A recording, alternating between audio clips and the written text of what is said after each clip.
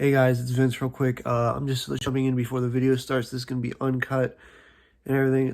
This video is supposed to come out February 20th. I know I'm like a whole month late and it's ridiculous. I apologize.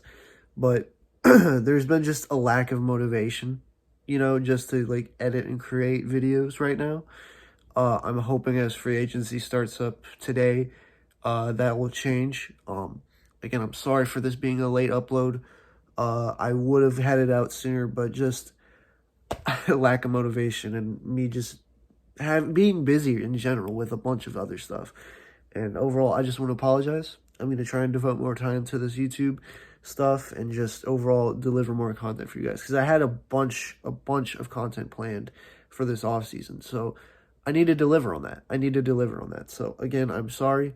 I left you guys in the dark for like whole 2 months, 3 months at times. So I'm sorry. I'm trying to come back. I'm trying to find my motivation. But without further ado, enjoy the video, guys. Again, I'm sorry. And I'll see you next week, hopefully. It's three things in life that's certain: death, taxes, and 85 gonna always be open.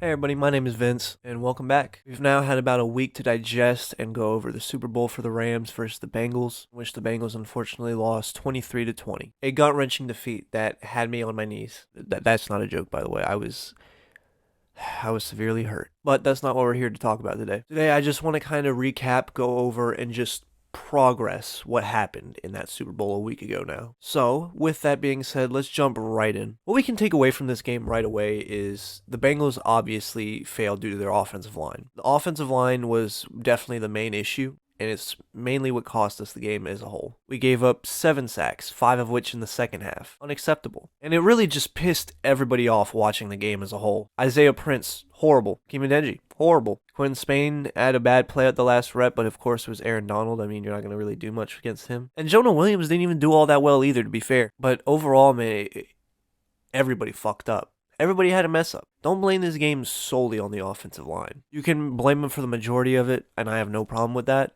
But the main thing you have to look at is that everybody is responsible in some sort of fashion for losing this game. What do I mean by that? Well, let's take a look. I think Joe Burrow is personally a little bit responsible due to him making bad reads and just keeping his eyes in one place at times. For example, on the very last play that he played, Joe Burrow made a read over the middle, but the middle was completely covered. Meanwhile, if he just simply looked to his flats first, he could have had CJ Uzomah on the left-hand side, wide open. Or we can go back to blaming the offensive line and say if he had a couple seconds longer, Jamar Chase would have been wide open down the field with Jalen Ramsey on the floor completely beat. And then that would have been the game-winning touchdown. We can also look at Zach Taylor for making some boneheaded decisions at times. Overall, I think he called a well-paced game, but he had a few fuck-ups that really cost us, like going for it on 4th down early on, and also leaving Samaje Perine in there for the last 2 plays. That was just a really bad move on Zach Taylor's part, and yeah, I hope he realizes it. When it comes down to those big games, you always have to keep your star players in the game no matter what. And Zach Taylor didn't do that. Now, I think the run call on 3rd and 1 was the right move. I'm not saying take it out of Burrow's hands or anything. I'm just saying we were running all over the Rams like that entire game. The run game we had going against the Rams was the best we had all postseason. We didn't get it going too much against the Raiders. We didn't get it going too much against the Titans. And we didn't really get it going against the Chiefs. The Rams game, however, we were just keep busting open these 5-yard runs and just getting these first downs. But who was the one getting those first downs? Joe Mixon. So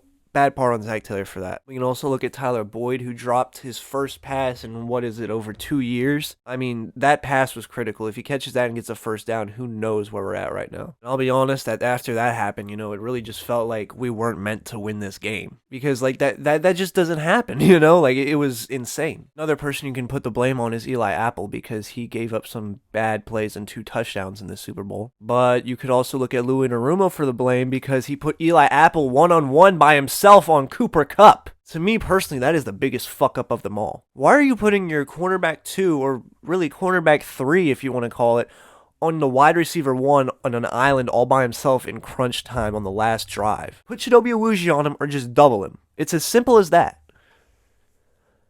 I don't get the thought process with putting Eli Apple by himself. Eli Apple has made his name this season off of covering wide receiver 2s and 3s and being a good cornerback 2. He ain't a cornerback 1.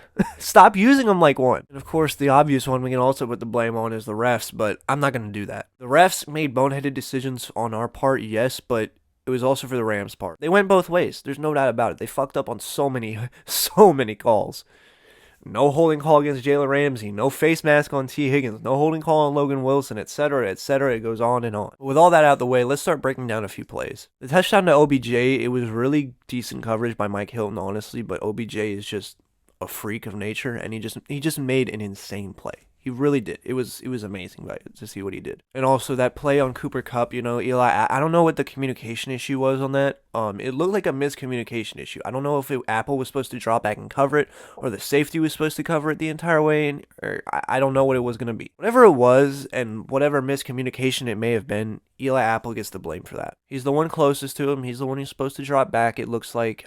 I don't know. That's just what it looks like. And also the Joe Mixon trick play, that was just a thing of perfection, honestly. It was a toss to Joe Mixon to the right-hand side, and it was beautiful because when you have that in motion, everybody comes down on that side. Everybody's like, okay, they're tossing it. Let's come down. Let's try and get through these blockers. And that opened up the perfect execution for Joe Mixon to just throw that overhead to 6'4" T. Higgins to just moss it. Also, I want to hear your guys' opinion. I think Galvatron is a perfect nickname for T. Higgins. I really do. If you want to see why I think it is, then just look right here. Anyway, going back on topic though, can we talk about T. Higgins being a complete monster? He really showed out this game, and if we won, you could argue he's Super Bowl MVP. You really could. Another play that happened was a hold on T. Higgins by Jalen Ramsey. I think on this play it was really critical because if the refs call that holding play on Jalen Ramsey, that gives them a whole set of downs, and then they don't have to kick the field goal. And who knows what that could have been? That could have been the win, or it could have been a tie. You never know, which is why later on in the game, when they call those plays on the Bengals on the last minute, it pisses me off because you chose the entire game to let these guys play,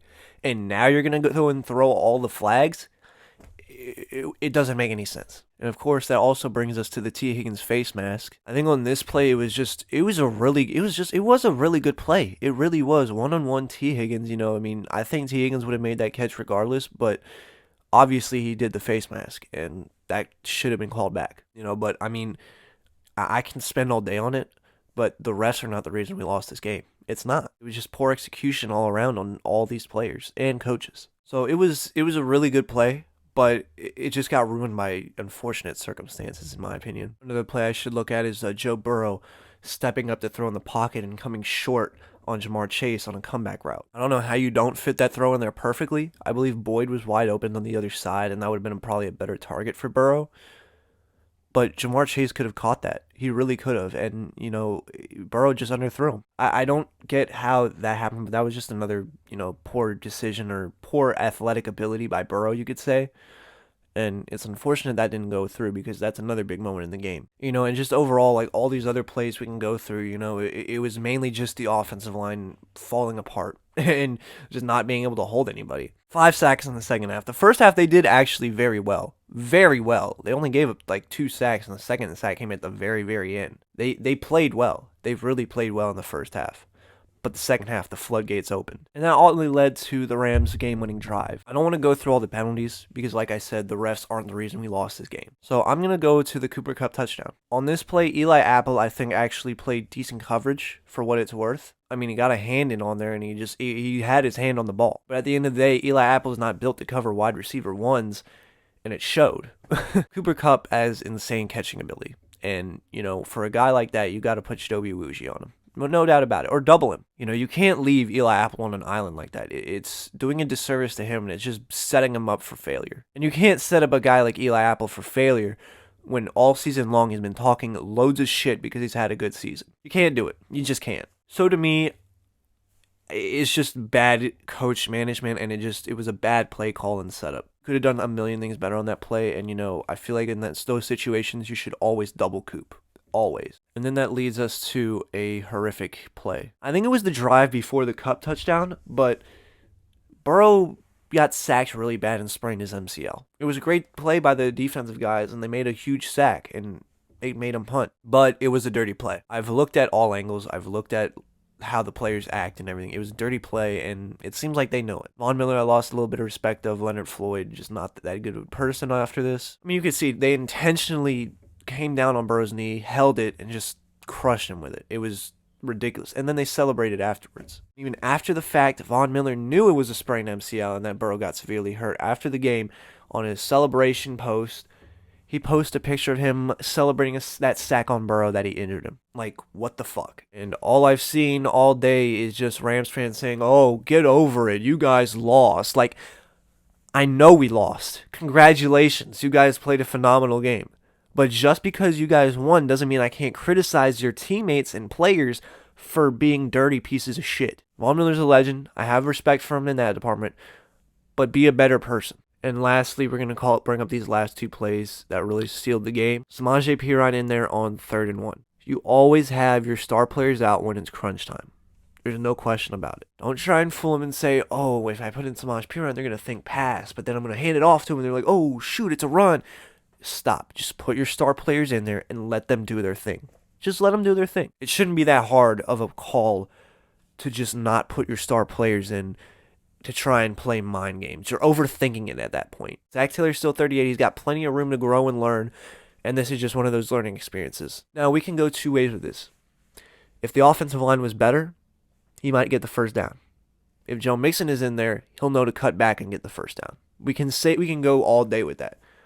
But in the what-if scenario, that's not the case. So you have to go with your star player. So put Joe Mixon in next time. Put Joe Mixon in and let him make the play. And on the last play, the very last play, it was just reality smacking us in the face purely. Burrow isn't going to make a perfect read every single play. Sure, he made a bad read, but his flat was wide open. Sure, he made a bad read, and his flat may have been wide open. But he's not going to make that perfect play every time. This is reality smacking us in the face. We need a better offensive line to give Burrow that time to go through each read to make sure he's not making the wrong one. Burrow has already played phenomenal with a horrible offensive line and just making plays all over the field and everything and just all these amazing balls. But he ain't going to do it every single time. And that's finally what bit us in the ass, was this offensive line playing poor and just not giving us a chance. And also Samaje Perine. Do you really want this stuff, man? Like, dude, I don't care how far away the ball may have been. This is the Super Bowl. At least show some heart and try to die for it. I mean, Jesus, I hope we cut him. I know Samaje Perine's been a good piece, but an average piece. But he's got to go. You got to make room for Chris Evans. He's a superior back. But that just about wraps up this video. I've talked over and over on my senseless rambling about this heartbreaking game. But what's forward now is the offseason. And boy, it's going to be an insane offseason. And I'm going to cover all of it as best as I can. So with that, if you enjoyed today's video, make sure you like, subscribe, and comment down below your thoughts. If there's anything I missed, please comment down below and I will happily debate it with you or just talk about it with you. And also make sure when you subscribe, turn on the bell so you know when I'm uploading. I try to upload every Sunday.